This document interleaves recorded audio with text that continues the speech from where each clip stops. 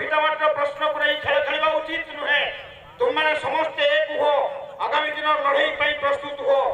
ମୋ ମା ମାଉସୀ ଓ ଝିଅମାନଙ୍କ ପାଖରେ ଦଶଭୁଜା ଦୁର୍ଗାଙ୍କର ଶକ୍ତି ରହିଛି। ସେ ଶକ୍ତି ପ୍ରୟୋଗ କରନ୍ତୁ।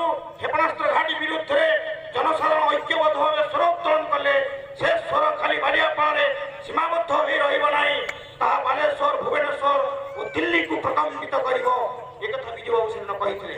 ମା ମାନଙ୍କର ଶକ୍ତି, ମାତୃଶକ୍ତି ହିଁ ଅସଲ ଶକ୍ତି। ମାତୃଶକ୍ତି ସକଳ ଶକ୍ତିର ଆଧାର।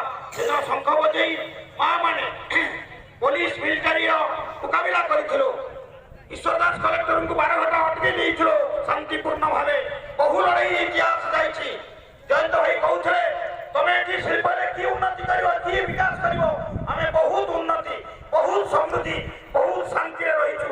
ଏଠି କରୋନା ମହାମାରୀ ଆଉ କେହି ମହାମାରୀ ଆସିପାରେନି। ଖୋଲା ଖୁଲମ ହାୱା, ସୁନ୍ଦର ସବୁଜିମା ପ୍ରାଚୁର୍ଯ୍ୟ ବଣରେ ଅଛନ୍ତି। ଭୁବନେଶ୍ୱର ଆସିଥିବା ଅଖିଳ ଭାରତୀୟ ଗଣତାନ୍ତ୍ରିକ ମହିଳା ସମିତିର ସମ୍ପାଦିକା, ଓଡ଼ିଶା ଜଣେ ଅଗ୍ନିବର୍ଷୀ ନାରୀ ନେତ୍ରୀ ମୋର ବଡ଼ ଭଉଣୀ ତାପସୀ ପ୍ରଭରାଜ ମହୋଦୟଙ୍କୁ।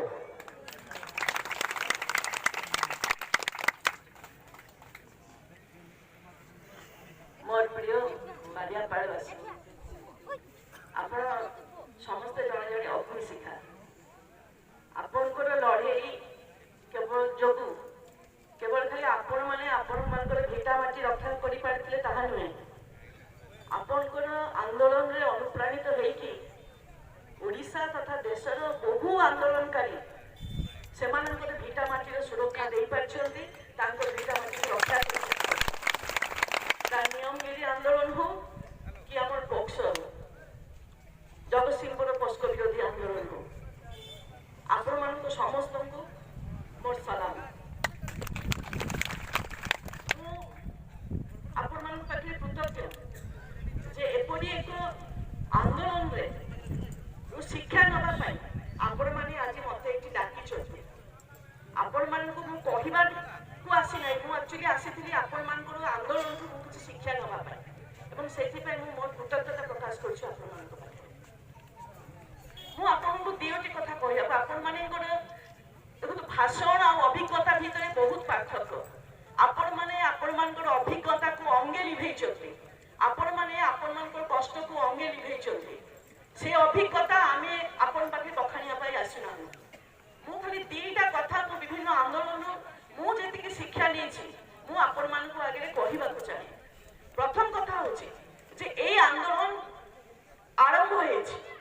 ଏ ଆନ୍ଦୋଳନ ଆଗକୁ କେତେ ଦିନ ଚାଲିବ ନିଶ୍ଚିତ ଭାବରେ ଆମେ ଆମର ଲଢ଼େଇରେ ସଫଳ ନ ହେବା ଯାଏ ଆନ୍ଦୋଳନ ଚାଲିବ। ଏ ଆନ୍ଦୋଳନ ମାସରେ ସରିପାରେ ଯଦି ସରକାର ମୁଣ୍ଡ ତଳକୁ କରିବେ। ସରକାର ଯେତେ ଦିନ ପର୍ଯ୍ୟନ୍ତ ତାଙ୍କର ନୋଟିସକୁ ୱିଥଡ୍ର ନ କରିବେ ସେତେ ଦିନ ପର୍ଯ୍ୟନ୍ତ ଏ ଆନ୍ଦୋଳନ ଚାଲିବ। କିନ୍ତୁ ଆନ୍ଦୋଳନ ଚଳେଇବାକୁ ହେଲେ ଆମେ ଯେତେବେଳେ ଯୁଦ୍ଧ କରିବାକୁ ଯାଉଛେ, ଯୁଦ୍ଧ କରିବାକୁ ଗଲେ ଆମକୁ ସବୁ କଥା ଶିଖିକି ସବୁ ଆଡ଼କୁ ତିଆରି ହେଇକି ଯିବାକୁ ପଡ଼ିବ। ଏବଂ ତାର ପ୍ରଥମ କଥା ହେଉଛି ଯେ ଆମେ ଯେତେବେଳେ ସରକାର ସାଙ୍ଗରେ ଲଢ଼େଇ କରିବାକୁ ଯାଉଛେ ସେତେବେଳେ ଏଇ ଯୋଉ ଜମି ସଂକ୍ରାନ୍ତ ଯୋଉ ଆଇନ ଅଛି ସେ ଆଇନରେ ସରକାର କ'ଣ କହିଛନ୍ତି ତା ବିଷୟରେ ଆମକୁ ଜାଣିବା ଦରକାର। କାରଣ ଆମେ ଯଦି ନ ଜାଣିବା ଆମେ ସେମାନଙ୍କ ସାଙ୍ଗରେ ଯୁକ୍ତି କରିପାରିବା ନାହିଁ, ଆମେ ସେମାନଙ୍କ ସାଙ୍ଗରେ ଲଢ଼ି ପାରିବା ନାହିଁ। କାହିଁକିନା ଆସନ୍ତା ଦିନମାନଙ୍କରେ ଆମର ଜନଶୁଣାଣି ହବ। ଗୋଟେ ଜନଶୁଣାଣି ହେଇଥିଲା, ବନ୍ଦ ହେଇଛି। ସବୁ ପଞ୍ଚାୟତରେ ଜନଶୁଣାଣି ହବ। ସରକାର ଆଇନ ଅଛି ଜନଶୁଣାଣି କରିବା ପାଇଁ ସେମାନେ ବାଧ୍ୟ। ଏବଂ ଯଦି ଜନଶୁଣାଣିରେ 80% ଲୋକ ଯଦି ତାକୁ ବିରୋଧ କରିବେ କୌଣସି ପ୍ରୋଜେକ୍ଟରେ, ତାହେଲେ 2013 ମସିହାରେ ସରକାର ନିଜେ କରିଥିବା ଆଇନ କହୁଛି ଯେ ସେଇ ପ୍ରୋଜେକ୍ଟ ହେଇପାରିବ ନାହିଁ। ଆପଣମାନଙ୍କ ପାଖରେ ମୋର ଅନୁରୋଧ, ଯେତେବେଳେ ବି ଜନଶୁଣାଣି ପାଇଁ ନୋଟିସ ଆସିବ ଆପଣ ପରିବାରର ପ୍ରତ୍ୟେକ ଲୋକେ ସେ ଜନଶୁଣାଣିକୁ ହାଜର ହେବେ। ଆପଣ ସମସ୍ତେ ହାଜର ହେଇକି ତା ବିରୁଦ୍ଧରେ ସ୍ୱର ଉତ୍ତୋଳନ କରିବେ ଆପଣମାନେ ଯାହା ଚାହୁଁଛନ୍ତି। କାହିଁକି ନା ଯଦି ଭବିଷ୍ୟତରେ ଆମକୁ ଆଇନର ଆଶ୍ରୟ ନେବାକୁ ହେଲେ ଏ ଜନଶୁଣାଣି ଏକ ମହତ୍ୱପୂର୍ଣ୍ଣ ଭୂମିକା ଗ୍ରହଣ କରିବ। କାହିଁକିନା ସରକାର ଆଇନ କହୁଛି ଯଦି ଆମେ 80 ଭାଗରୁ ଅଧିକା ଲୋକେ ବିରୋଧ କରିବେ ଏବଂ ତାକୁ ଆମକୁ ଦେଖିବାକୁ ପଡ଼ିବ ତା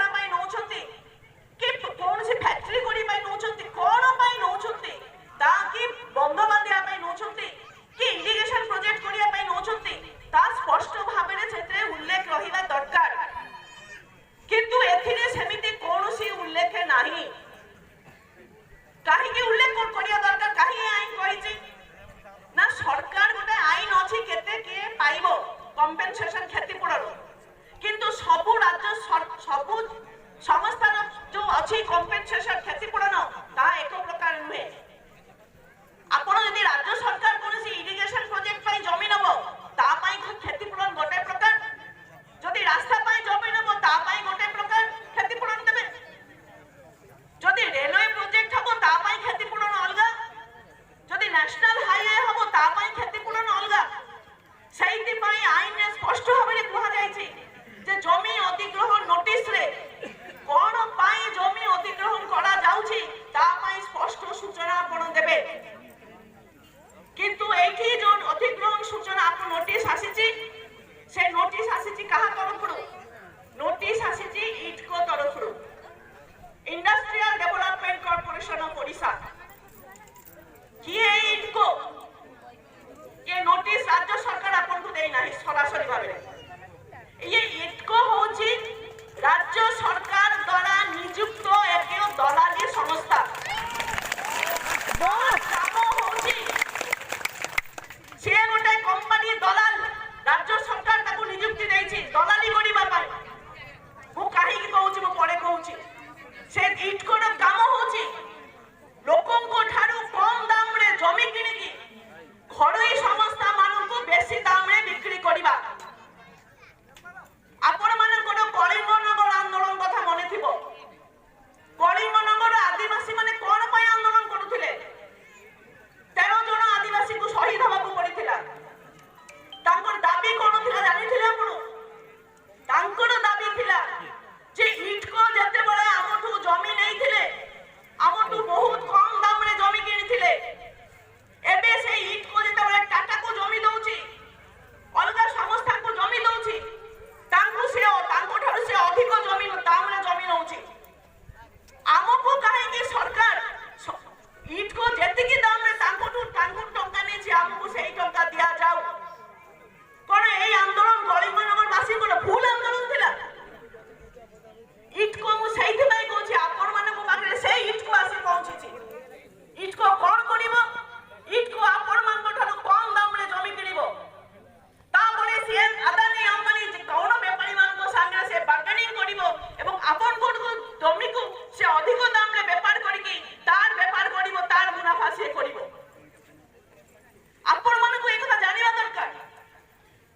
एवं सेही भाई जे आमे कदापि एठी जो सरकार को कहिया कथा होची जे सरकार हम संगे छलना करूछन।